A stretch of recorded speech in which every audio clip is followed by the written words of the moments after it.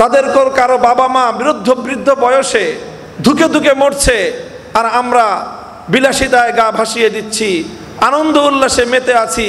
আমি মনে করি এটা শাপলার বীর শহীদানদের সাথে আমাদের কৃতজ্ঞতার আচরণ হবে না। আসসালামু আলা সাইয়্যিদিল আম্বিয়া ওয়াল মুরসালিন ওয়া আলা আলিহি ওয়া আসহাবিহি ওয়া মান তাবিআহুম ওয়া দাআ বিদাওয়াতিহিম ওয়া জাহাদা বিজিহাদিহিম ইলা ইয়াউমিদ্দিন ওয়া বা'দ। আউযু বিল্লাহি মিনাশ শাইতানির রাজীম। বিসমিল্লাহির রহমানির রহিম। ওয়ালা তাকুলু লিমান ইউকতালু ফি সাবিলিল্লাহি আমওয়াত বাল আহইয়াউ ওয়ালাকিন লা তাশউরুন। সাদাকাল্লাহুল আযীম।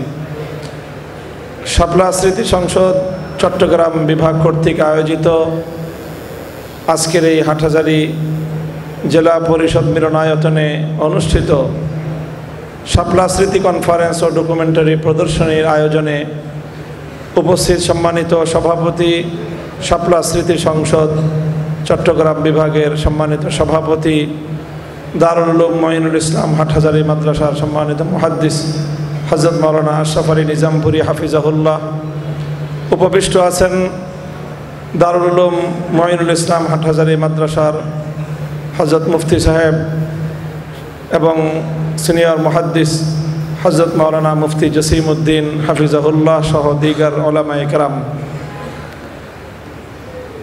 মঞ্চে অনেক সিনিয়র দায়িত্বশীল উলামায়ে কেরাম নেতৃবৃন্দ উপস্থিত আছেন। হয়তো সময়ের স্বল্পতার কারণে আমরা সকলের কাছ থেকে বক্তব্য শুনতে পারিনি। সময়ের স্বল্পতা হলো আসলে আমাদের ঢাকা থেকে আমরা যারা এসেছি, আমাদের যাওয়ার সময় নির্ধারিত, হাতে সময় খুবই সংকীর্ণ। তো আমাদের অপূর্ণতা থেকে গেল। আমরা ইনশাআল্লাহ আজকের এই অনুষ্ঠান, এটা আমাদের প্রারম্ভিক এবং সূচনা অনুষ্ঠান।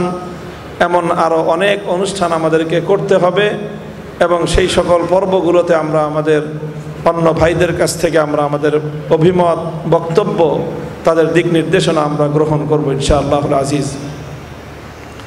শাপলা স্মৃতি সংসদ নিয়ে আমি দুটি কথা আপনাদের সামনে বলতে চাই।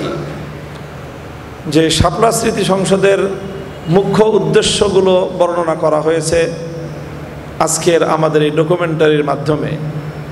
প্রথম হলো, যে সকল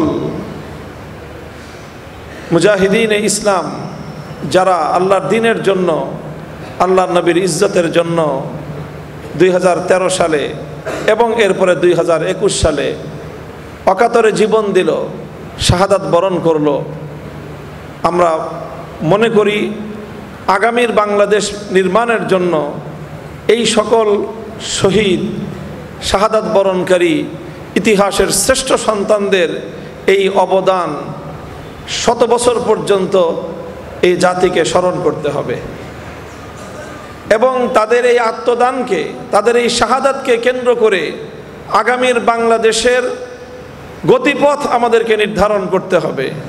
তারা জীবন দিয়ে গেছেন, শাহাদাত বরণ করে গিয়েছেন, তারা তাদের সবটুকু দিয়ে গিয়েছেন, কিন্তু তাদের এই আত্মদানের মাধ্যমে ইসলাম এবং মুসলমানদের জন্য, আল্লাহর নবীর ইজ্জতের হেফাজতের জন্য যেই দাবিগুলো, জাতিকে যেই পথে পরিচালিত করার আহ্বান বাস্তবায়ন করার প্রয়োজন, যে জন্য তারা জীবন দিয়ে গেলেন, সেই ফসল ঘরে তুলবার দায়িত্ব আমরা যারা বেঁচে ফিরেছি শাপলা চত্বর থেকে তাদের।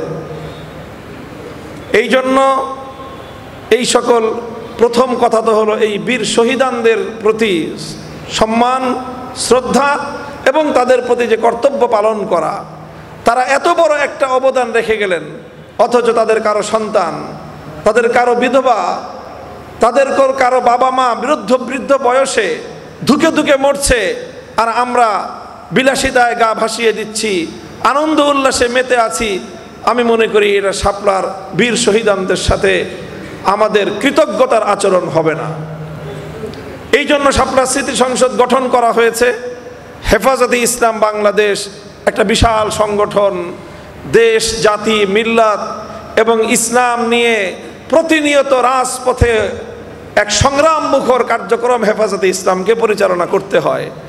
সেই জায়গা থেকে এই সকল যে একাডেমিক কাজ, এটা হেফাজতে ইসলাম বা এই জাতীয় বড় সংগঠনের দ্বারা হওয়া সম্ভব না, এবং পৃথিবীতে এটা নজিরও নাই। হেফাজতে ইসলাম বাংলাদেশ এক মহাসমুদ্র।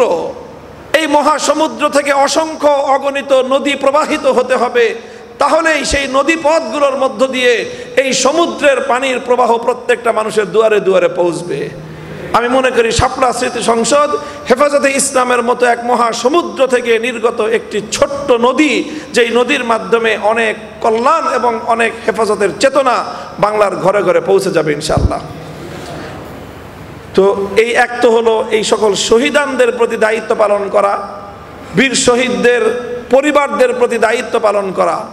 আলহামদুলিল্লাহ, আপনারা ইতিমধ্যে লক্ষ্য করেছেন যে শাপলা স্মৃতি সংসদ তার অনেকটা দায়িত্ব ইতিমধ্যে গ্রহণ করেছে।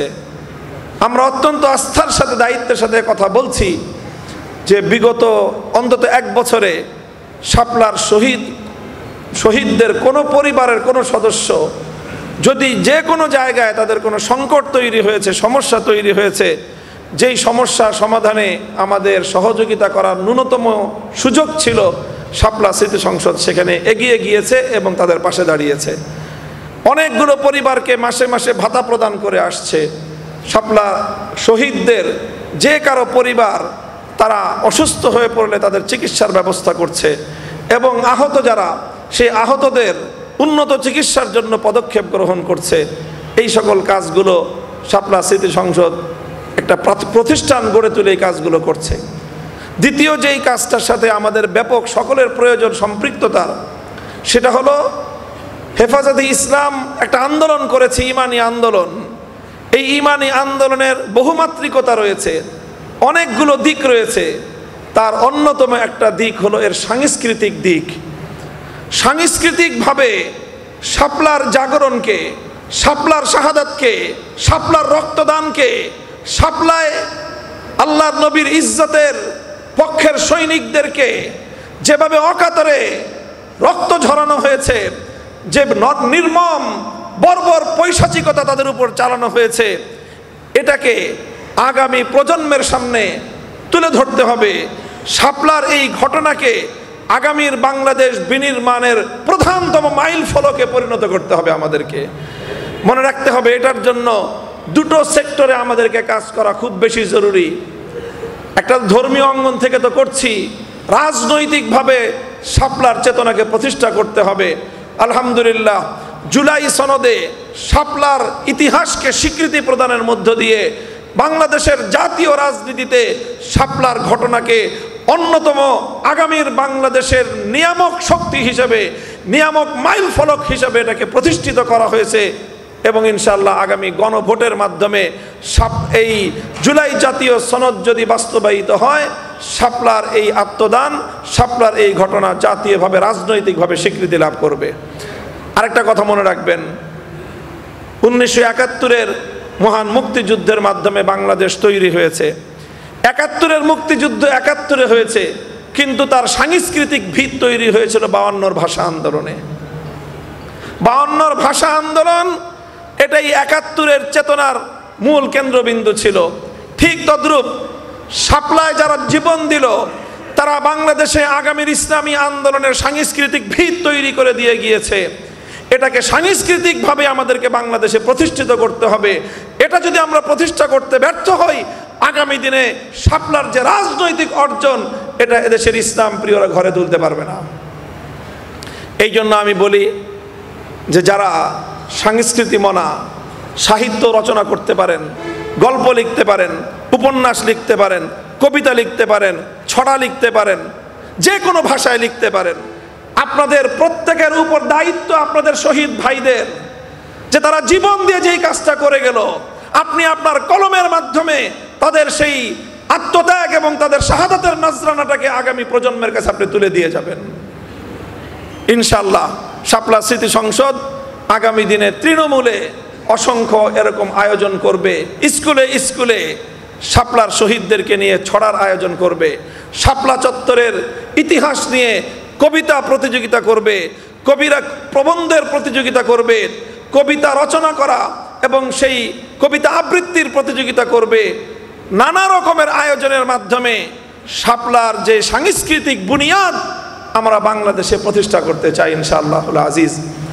তো আমি আশা করি যে আমরা এই প্রকল্প নিয়ে ঢাকার বাইরে সর্বপ্রথম আমরা চট্টগ্রামেই কর্মসূচি বাস্তবায়ন করার পরিকল্পনা নিয়েছিলাম। চট্টগ্রাম এবং সিলেটে কাকতালীয়ভাবে সিলেটের প্রোগ্রামটা তারিখ আগে পড়ে গিয়েছে সময়ে মিল করতে গিয়ে।